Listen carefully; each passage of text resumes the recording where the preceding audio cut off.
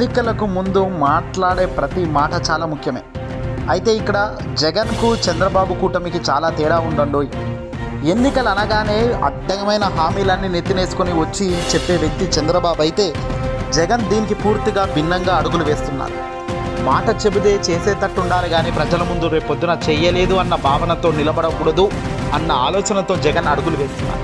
అందుకే తన మేనిఫెస్టోలో ముందుగా 2019లో తాను ఏం చేశాడో వివరించి 2024 మేనిఫెస్టోను విడుదల చేసిన జగన్ తాజాగా జగన్కు మేనిఫెస్టో పట్ల ఉన్న గౌరవాన్ని మరోసారి చాటి చెప్పారు.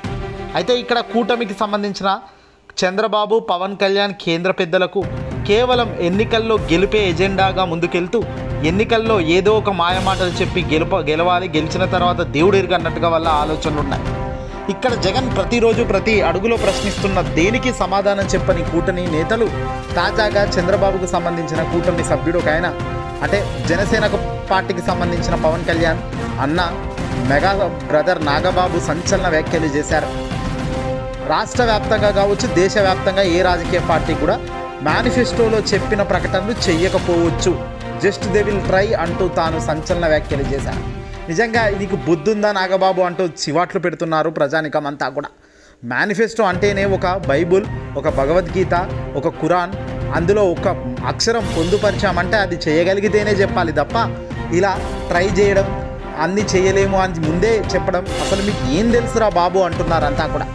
పవన్ కళ్యాణ్కి కానీ, జనసేన అధినేతకు కానీ, ఈ నాగబాబుకి కానీ ఎవరికైనా వీళ్ళకు అసలు ఆర్థిక వ్యవస్థ రాష్ట్ర వ్యాప్తంగా ఏ రకంగా ఉంటుంది, ఏ రకంగా జగన్మోహన్ రెడ్డి గారు అప్పులు చేస్తున్నాడు అని మాటలు మాట్లాడిన మనం ఈరోజు చంద్రబాబు అదే అప్పుల కన్నా డబల్ 1,50,000 కోట్లు పంచే స్కీములు చెబుతుంటే వీటికి జై కొడుతున్న వీళ్ళని మనం ఏమనాలో చెప్పండి.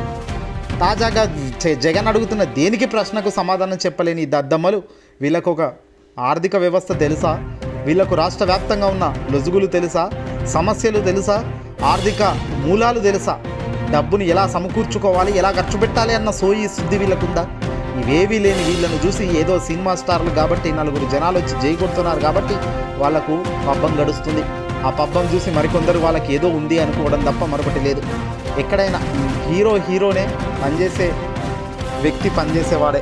ఎందుకంటే జగన్మోహన్ రెడ్డి గారైనా చంద్రబాబు అయినా రాజకీయంలో కాస్తో కూస్తో ఇప్పుడు 5 ఏళ్ళ పరిపాలనలో కానీ జగన్ మార్కు చూపించారు. గడిచిన 50-60 ఏళ్లలో చేయలేని పాలన చూపించారు. చంద్రబాబు 40 ఏళ్ళ రాజకీయంలో తాను చేసిందేమీ లేక, చెప్పుకోదగ్గదేమీ లేక ఇప్పుడు ఇంకొక 5 ఏళ్ళు ఇవ్వండి అని అడుక్కుంటున్నాడు. ఇంతకాలం నీకు ఇచ్చినప్పుడు ఏం చేశావో చెప్పు అని జగన్ ప్రశ్నిస్తుంటే మాత్రం సమాధానం లేదు. ఇంకా ఇవన్నీ ఇలా ఉంటే నాగబాబు ఏకంగా వచ్చి మేనిఫెస్టో ఏదో చెబుతాం, చేయాల్సిన అవసరం లేదు, అయినా మేనిఫెస్టోలో ఉన్నదాన్ని ఏ రాష్ట్ర ప్రభుత్వం దేశవ్యాప్తంగా ఏ రాజకీయ పార్టీ చేయదు అన్నట్టుగా తన మాటలు ఉన్నాయి. చివరిగా తను ఏమన్నాడో ఒకసారి విని ముగిద్దాం. మేనిఫెస్టోలో పెట్టిన అన్నీ చేయలేదని అంటారు. చేయలేకపోవచ్చు. ప్రపంచంలో ఏ రాజకీయ పార్టీ కూడా మేనిఫెస్టోలో ఉన్నాయి అన్నీ చేయలేవు. ఎందుకంటే దే విల్ ట్రై. చూసారా నాగబాబు ఏమన్నాడు? ఇది కథ, ఇది వీళ్ళ భాగోతం.